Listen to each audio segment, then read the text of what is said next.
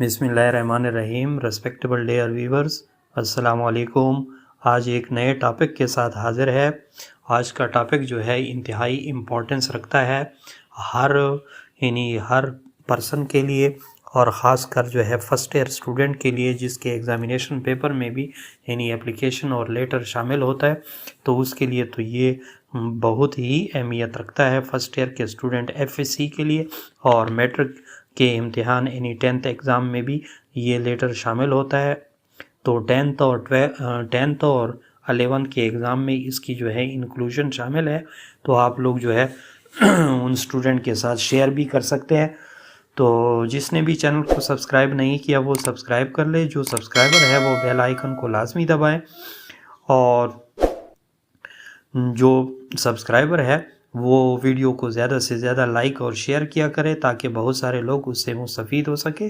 तो आज के लेक्चर की जानिब जाते हैं। आज का लेक्चर जो है basically how to write a English letter, या how to write a English formal letter और इनफॉर्मल लेटर, या एलिमेंट्स ऑफ द लेटर, या writing skill in Urdu and in English. इन्हीं दोनों में मैं आप लोग को बताने की कोशिश करूँगा कैसे आप लोग इंग्लिश लेटर को इंग्लिश में लिखते हैं, और फॉर्मल लेटर फिर कैसे लिखते हैं, और इनफॉर्मल लेटर कैसे लिखते हैं। अगर इन दोनों का तरीक़ाकार आप लोग को आता है तो उसके अंदर फिर एलिमेंट्स ऑफ लेटर कौन से होते हैं, या इसकी मार्किंग की जो डिस्ट्रीब्यूशन होती है वो कैसी होती है।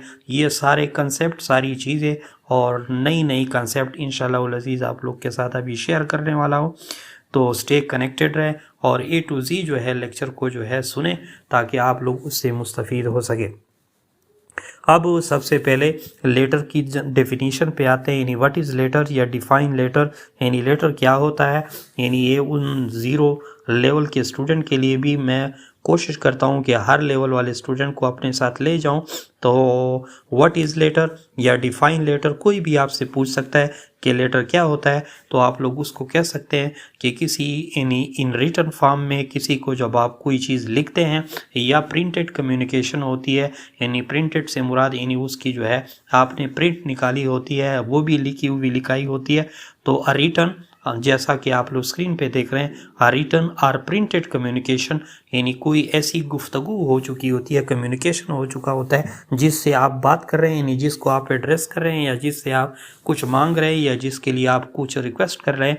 तो उसके लिए जो आप या प्रिंट कम्युनिकेशन डायलॉग होता है, या फिर रिटन फॉर्म में जो कुछ आप लिखते हैं लिखाई की सूरत में, डायरेक्टेड टू अ पर्सन और ऑर्गेनाइजेशन, या आप किसी शख्स से किसी ऑर्गेनाइजेशन के उस शख्स से या किसी फ़र्द वाहिद से आप डायरेक्ट कर रहे हो, उससे आप कह रहे हो, या किसी ऑर्गेनाइजेशन के हेड से आप कह रहे हो।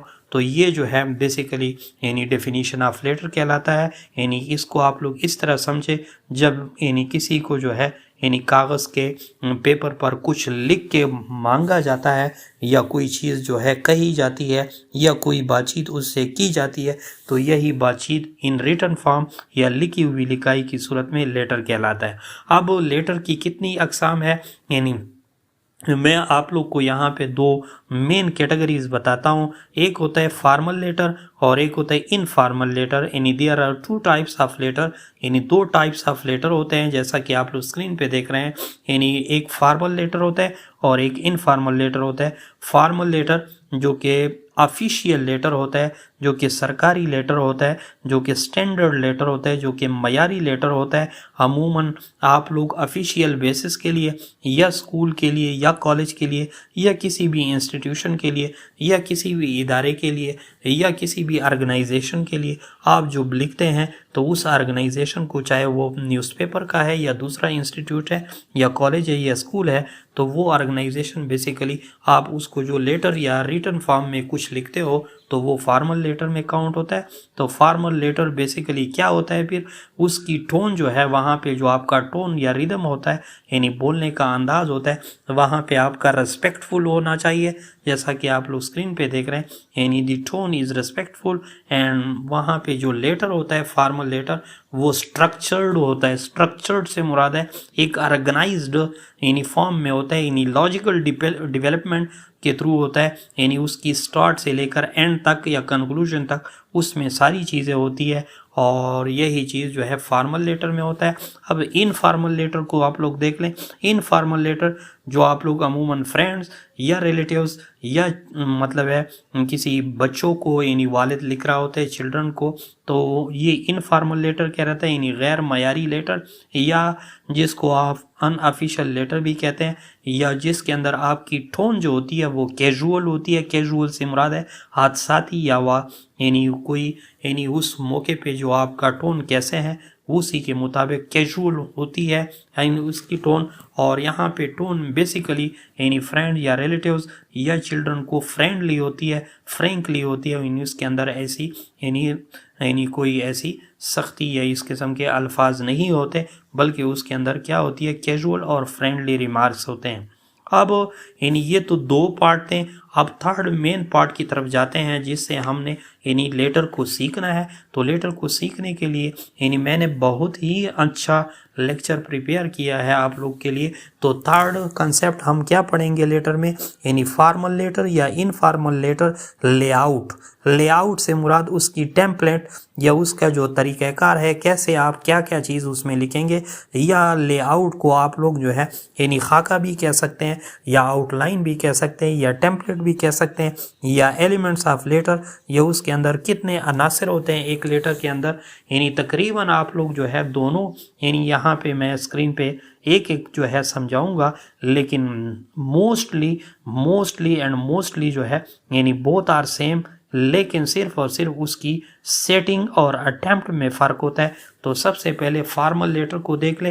तो फॉर्मल लेटर में सबसे ऊपर यानी ये बात सेंडर एड्रेस होता है, लेकिन फॉर्मल लेटर को स्टार्ट करने से पहले जैसा कि आप लोग स्क्रीन पे देख रहे हैं, तो फॉर्मल लेटर के अंदर क्या चीज़ होती है, फॉर्मल लेटर यानी 7 एलिमेंट्स पे मुश्तमिल होता है। अब एक एक चीज़ मैं आप लोग को समझाऊंगा। उन 7 एलिमेंट्स में ये 7 एलिमेंट्स को जो लेटर के अंदर शामिल होते हैं, या जो यानी अभी से हम स्टार्ट कर रहे हैं, इसको लेटर की जो क्या कहलाई जाती सकती है, यानी इसको स्केलेटन ऑफ लेटर भी कहते हैं, या इसको स्ट्रक्चर ऑफ लेटर भी कह सकते हैं, या इसको जो है यानी मेन ढांचा भी कह सकते हैं, या उसकी साख भी कह सकते हैं, जो अभी हम पढ़ रहे हैं। तो सबसे पहले इन 7 एलिमेंट्स ऑफ लेटर में नंबर 1 क्या होगा, वो कहाँ पे आप लोग लिखेंगे, जैसा कि स्क्रीन पे आप लोग देख रहे हैं, यानी पेपर के यानी राइट साइड पे आप अपना एड्रेस लिखेंगे।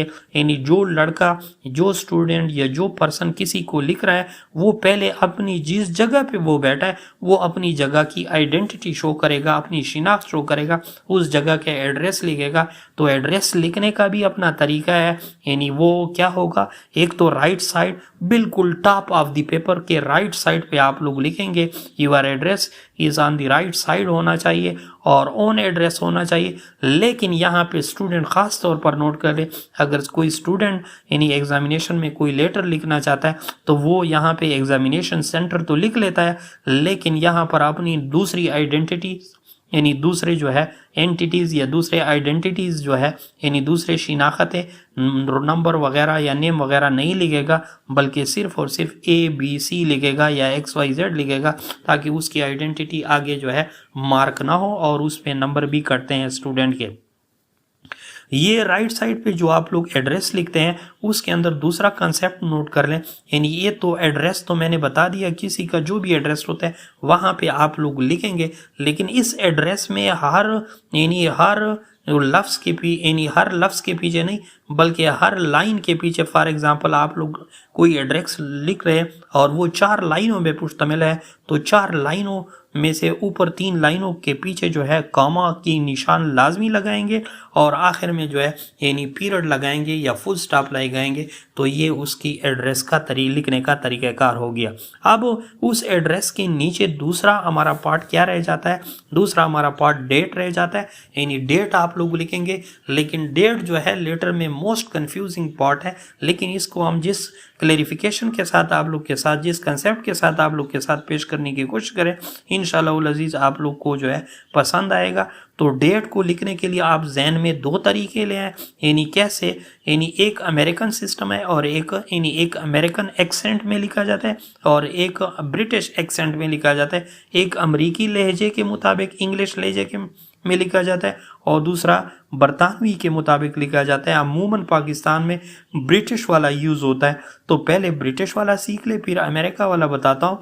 और तो ब्रिटिश वाला क्या लिखेंगे, यानी जैसा कि स्क्रीन पे आप लोग देख रहे हैं, यानी ये लिखा हुआ है यानी 31 मार्च यानी 03 और 2023 यानी 2023 उस वहाँ पे लिखा हुआ है। 3rd महीना है मार्च का और 21 लिखा हुआ है स्क्रीन पे स्लाइड पे। तो ये आप लोग देख रहे हैं यहाँ पे ब्रिटिश में जो आम रूटीन में हमारे स्कूल में कॉलेज में हमारा रिवाज होता है कि हम पहले डेट लिखते हैं फिर मंथ लिखते हैं और फिर जो है ईयर लिखते हैं। ये ब्रिटिश का तरीक़ाकार हो गया। लेकिन इसी ब्रिटिश के तरीक़ाकार में भी अगर आप लोग जो है उसको इंग्लिश में इधर लिखेंगे इसी तरह, तो यानी अगर आप लोग इंग्लिश में लिखेंगे तो यहाँ पे कैसे लिखेंगे, यानी यहाँ पे भी आप लोग यानी यहाँ पे यानी मार्च और मार्च के बाद जो है आप लोग यानी मार्च के बाद जो है आप क्या डालेंगे, यानी उसी तरह यानी यहाँ पे आप लोगों ने देखा है कि मार्च 3 से यानी 31/3/2023 है, तो ये ब्रिटिश में ज़ाहिर किया गया है। और ब्रिटिश में लिखने के लिए भी तरीक़ाकार उसी तरह आप लोगों को अपनाना होगा, यानी कैसे वो आप लोग नोट भी कर सकते हैं। यानी जैसा कि स्क्रीन पे भी देख रहे हैं, अभी एक यानी आप लोग पहले 31 या 31 लिखेंगे और फिर जो है यानी मार्च तो यानी ऑलरेडी आ जाएगा 31 लिख लेंगे और फिर मार्च आ जाएगा और मार्च के बाद कामा आ जाएगा और फिर 2021 जो है वहाँ पर लिखा हुआ है 2021 लिख लेंगे। तो ये जो है ब्रिटिश में तरीक़ाकार हो जाएगा।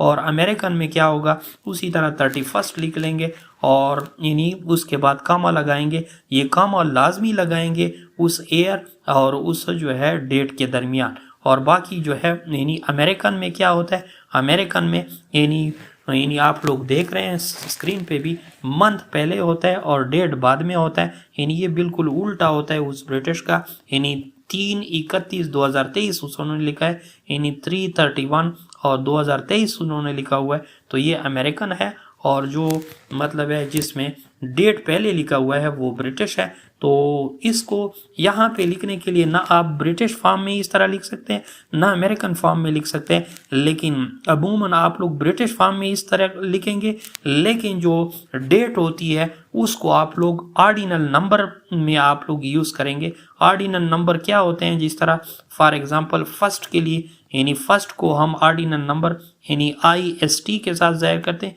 सेकंड को 2ND के साथ ज़ाहिर करते हैं, थर्ड को यानी 3 RD के साथ ज़ाहिर करते हैं, फोर्थ को यानी 4TH के साथ ज़ाहिर करते हैं। इसी तरह यानी ये ऑर्डिनल नंबर में आप लोग लिखेंगे और ब्रिटिश की सूरत में ऑर्डिनल फिर उसका कैसे बन जाएगा, ये इस तरह बन जाएगा यानी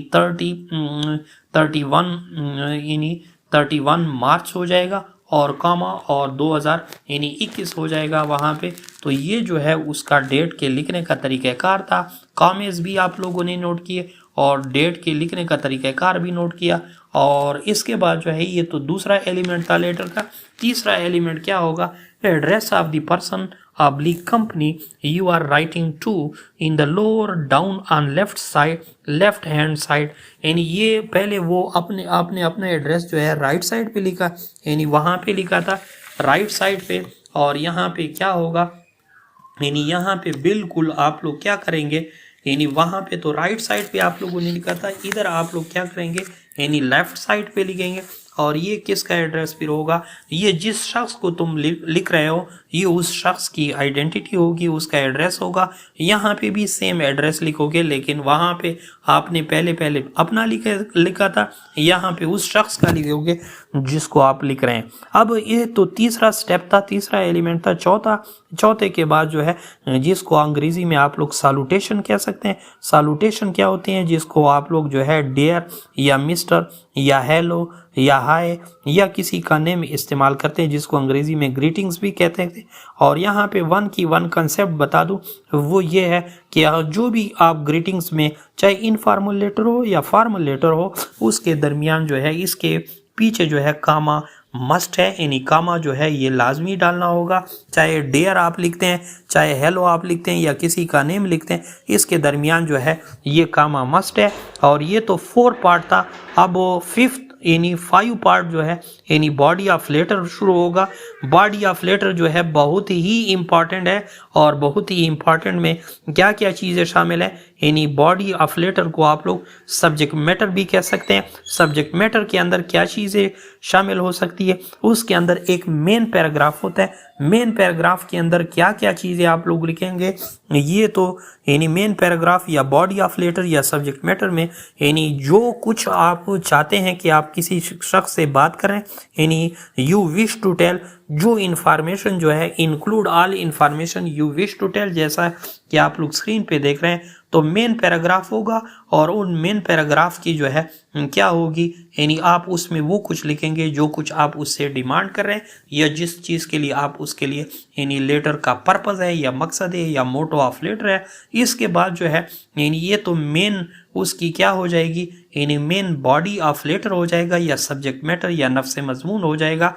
और उसके बाद जो है यानी लेटर को आप लोग किस तरह यानी वाइंड अप करेंगे, तो इसके बाद जो है कंक्लूजन लिखेंगे। कंक्लूजन यानी कंक्लूजन उस बॉडी ऑफ लेटर में लिखेंगे। कंक्लूजन ये उसका कौन सा 6 पार्ट हो जाएगा और यहाँ पे आप लोग आखिरी सेंटेंस में कंक्लूजन देंगे कि आपसे मैं एक्शन की इल्तिजा करता हूँ या आपसे मैं जो भी इल्तिजा कर रहा हूँ या जो भी मतलब है जिसके लिए आप लेटर लिख रहे हैं, यहाँ कंक्लूजन में मेन बॉडी पार्ट का आखिरी सेंटेंस वो कंक्लूजन हो जाएगा। और इसके बाद जो है यानी जो यू आर सिंसियरली लिखा होता है, यू आर सिंसियरिटी से या यू आर फेथफुल जो आप लोग लिखते हैं, ये यानी ये क्लोजिंग रिमार्क्स में आता है। इसको अंग्रेजी में क्लोजिंग रिमार्क्स कहते हैं या closing part of the letter भी कहते हैं। तो ये यू आर सिंसियरली कहाँ पे लिखा जाता है और यू आर फेथफुल कहाँ पे लिखा जाता है। यू आर सिंसियरली उस शख्स के लिए आप लोग लिखते हैं जिस शख्स का नाम वगैरह या जिसको आप लोग जो है इन्हें जानते हो। When that person is known to you, इसके लिए आप जो है यू आर सिंसियरली लिखेंगे। और that person is unknown to you, उसके लिए आप लोग यू आर फेथफुल लिखते हैं। ये तो यू आर फेथफुल और यू आर सिंसियरली तो हो गया। यहाँ पे 2 कंसेप्ट मैंने आप लोग को दे दिए। ये क्लोजिंग रिमार्क्स में आता है और इसके बाद जो है इसके ऊपर आप लोग सिग्नेचर भी करते हैं, लेकिन सिग्नेचर जो है स्टूडेंट वालों उसमें नहीं होता, ये ऑफिशियल लेटर में होता है। और यहाँ पे सिग्नेचर जो है आप लोग यू आर सिंसियरली या यू आर फेथफुल के ऊपर जो है आप लोग सिग्नेचर करते हैं, नीचे सिग्नेचर नहीं करनी चाहिए। यहाँ पे भी अगर कोई स्टूडेंट है तो वो अपनी आइडेंटिटी जो है वो यहाँ पे भी शो नहीं करेगा, यानी यू आर फेथफुल या यू आर सिंसियरली जब वो लिखता है तो XYZ या ABC लिखेगा, अपनी आइडेंटिटी या अपना रोल नंबर यहाँ पे शो नहीं करेगा क्योंकि इसके भी नंबर कटे जाते हैं एग्जामिनेशन पॉइंट ऑफ व्यू से और वहाँ उसकी कटिंग होती है। और इसके बाद ये तो सिर्फ और सिर्फ एक लेआउट, जैसा कि स्क्रीन पे आप लोग देख रहे थे एक लेआउट था, एक मतलब है लेटर का और फॉर्मल लेटर का। अमूमन इनफॉर्मल लेटर या फॉर्मल लेटर की जो मतलब है आप लोग सेटिंग लगाते हैं वो सेटिंग मैंने आप लोग के साथ समझा ली। अब ये जो था ये तो सिर्फ और सिर्फ एक तरीक़ाकार, एक लेआउट, एक यानी मतलब है आउटलाइन मैंने पेश किया और उसके अंदर जो कंसेप्ट थे वो चीज़ें मैंने पेश की है। लेकिन इस स्केलेटन की या इस जो है यानी बॉडी स्ट्रक्चर की अपनी अहमियत है एग्जामिनेशन पॉइंट ऑफ व्यू में। और अगर 10 मार्क्स है 10th में या 11th में या किसी भी एग्जामिनेशन में अगर किसी लेटर के 10 मार्क है तो इस बॉडी के या बॉडी ऑफ लेटर के, बॉडी ऑफ लेटर से मुराद ये पूरी स्केलेटन की मैं बात कर रहा हूँ, जो भी बॉडी यानी वो यानी एड्रेस से शुरू हुई और यू आर सिंसियरली ये यू आर फेथफुल पे ये स्टेप बाय स्टेप अगर ये सारे सही है तो इसके मैथमेटिक्स की तरह 6 मार्क्स होते हैं 10 में और 4 मार्क्स जो है बॉडी ऑफ लेटर के होते हैं या सब्जेक्ट मैटर के होते हैं, वो उसके यानी उसी एक चीज़ के रह जाते हैं। तो ये तो 3 कंसेप्ट थे और चौथा कंसेप्ट जो है यानी ये फॉर्मल राइटिंग और यानी फॉर्मल लेटर और इनफॉर्मल लेटर दोनों का तरीक़ाकार तकरीबन सेम है। उनके दरमियान जो डिफरेंसेस है वो बेसिकली आप लोगों की सेटिंग पे डिपेंड है, यानी आप लोग कैसे उसको ट्रीट करते हैं। तो अब उसकी यानी डिफरेंसेस की तरफ आ जाए और कौन कौन सी चीज़ें आप लोगों ने फॉर्मल लेटर में यूज़ करनी है और क्या क्या चीज़ें नहीं यूज़ करनी। तो यहाँ पे मैं सिर्फ फॉर्मल लेटर बता रहा हूँ। इनफॉर्मल लेटर आप लोग को खुद भी आता है, उसमें आप जितने भी मिस्टेक्स करते हैं उसकी कोई इतनी ममानियत नहीं होती, लेकिन फिर भी आप लोग की यानी आसानी की खातिर थोड़ा बहुत बता लूँगा। लेकिन फॉर्मल लेटर को पर फोकस ज़्यादा रखते हैं इसी वजह से, ताकि आपकी जो है एक स्टैंडर्डाइज और एक फॉर्मल लेटर हम आपको देने में जो है यानी कामयाब हो सके। तो फॉर्मल लेटर या इनफॉर्मल लेटर की सेटिंग क्या होती है, उनके यहाँ सेटिंग में मेन डिफरेंस होते हैं। बाकी जो लेआउट था वो सेम था। तो यहाँ पे फॉर्मल लेटर में फुल सेंटेंसेस आप लोगों ने लिखने होते हैं, यानी SVO ऑर्डर वाले, सब्जेक्ट वर्ब ऑब्जेक्ट वाले। और यहाँ पे फ्रेज आप लोग इस्तेमाल नहीं करेंगे, यानी फ्रेज या स्लैंग वगैरह यूज़ नहीं करेंगे, क्योंकि यहाँ पे आप लोगों ने आगे जो है किसी को ये बात कन्वे करनी होती है और इसी वजह से फुल सेंटेंसेस में करनी पड़ती है, नंबर 1। और वहाँ पे यानी वो अगर इनफॉर्मल में आप लोग लिखना चाहते हैं तो इनफॉर्मल में जैसा कि स्क्रीन पे आप लोग देख रहे हैं, तो वहाँ पे शॉर्ट सेंटेंसेस जो अमूमन आप लोग आम गुफ्तगू में करते हैं। इसी तरह फॉर्मल लेटर के अंदर दूसरी चीज़ करेक्ट ग्रामर भी होगा और वोकेबलरी भी खास ठीक ठाक होगी, यानी सही मौके महल के मुताबिक डिक्शन या अल्फाज का चुनाव भी उस मौका महल के मुताबिक वोकेबलरी बेस पे करेंगे। और थर्ड जो है नो कॉन्ट्रैक्शन यूजेज, यानी कोई कॉन्ट्रैक्शन यूज नहीं करेंगे। फॉर एग्जांपल E.G या आई वुड, इस किस्म के अल्फाज आप लोग जो है इस्तेमाल नहीं करेंगे कॉन्ट्रैक्शन की सूरत में, या जिसको एक्रोनिम्स भी कहते हैं या जिसको यानी इनिशियलिज्म भी कहा जाता है। ये जो इस पे हमारे लेक्चर काफ़ी यानी डिटेल के साथ अपलोडेड है, आप लोग देख भी सकते हैं। इसके अलावा फोर्थ फॉर्म में नो ईडियम, ईडियम्स पे भी हमारी बड़ी तफसीली जो है लेक्चर मौजूद है, अपलोडेड है, आप लोग देख सकते हैं। कोई ईडियम्स फॉर्मल लेटर में यूज़ नहीं करनी चाहिए। फिफ्थ पे क्या करना चाहिए, फिफ्थ नंबर पे पैसिव वॉइस एप्लीकेशन होना चाहिए या लेटर होना चाहिए, शुड बी रिटन। यानी इसका मतलब ये होता है कि ये थर्ड पर्सन प्रोनाउन में अमूमन लेटर इस्तेमाल किया करे। थर्ड पर्सन प्रोनाउन से मुराद point of view of letter जो होता है वो थर्ड पर्सन प्रोनाउन से हो, यानी थर्ड पर्सन प्रोनाउन से मुराद यानी ही, शी, इट या नेम, या उसके साथ भी वो कर सकते हैं, या फर्स्ट पर्सन प्रोनाउन के साथ भी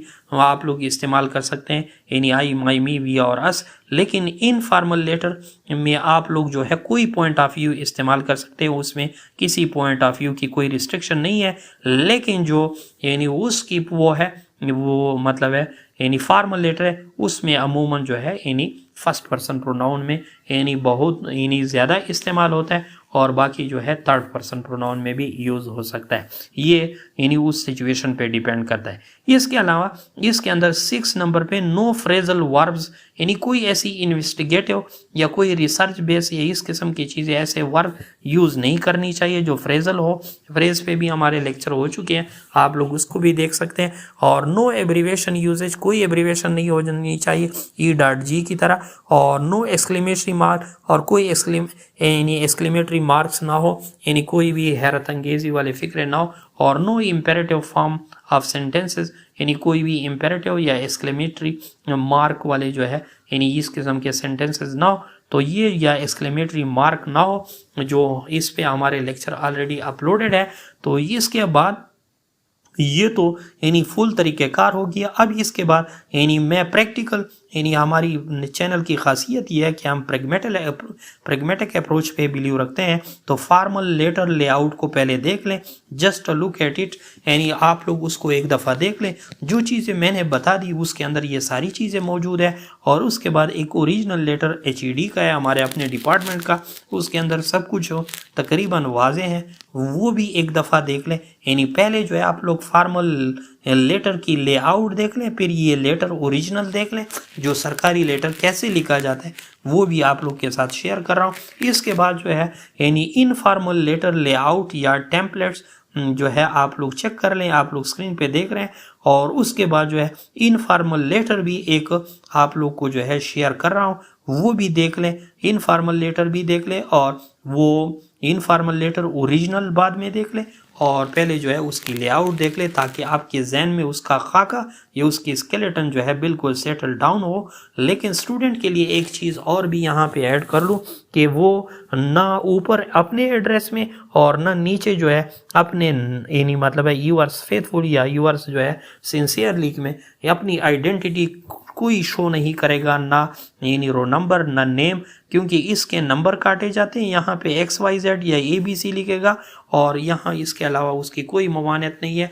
यानी मतलब है इसकी जो है यानी काफ़ी एग्जामिनेशन पॉइंट ऑफ व्यू से उसकी ममानियत है, और जो उसके मतलब है हम ऑफिशियल बेस पे वहाँ पे आप आइडेंटिटी शो करते हैं, लेकिन स्टूडेंट जो है वो अपनी आइडेंटिटी रोल नंबर नेम वगैरह ना यहाँ पे न ऊपर एड्रेस में अपनी वो आइडेंटिटी या अपनी शिनाख्त शो ना करे, रोल नंबर या नेम वगैरह उसके नंबर काटे जाते हैं। इस लेटर में जो है सबसे ज़्यादा मार्क्स लेने वाले को तरजीह उस वक्त दी जाती है जब उसके सारी स्केलेटन सही हो, उसके 6 टोस नंबर होते हैं और बाकी सब्जेक्ट मैटर के या बॉडी ऑफ लेटर के जो है कितने मार्क्स होते हैं, 4 मार्क्स रह जाते हैं। तो अगर 6 आप वही टोस मार्क्स ले लें तो इस सब्जेक्ट मैटर में भी यानी 3 या 2 आप लाजमी हासिल कर सकते हैं। इसी तरह यानी 8 और 7 तक आपके मार्क्स यानी 10 में जा सकते हैं और आप लोग 9 भी हासिल कर सकते हैं, लेकिन अगर इस चीज़ को आप लोग फॉलो करें। Thanks for watching.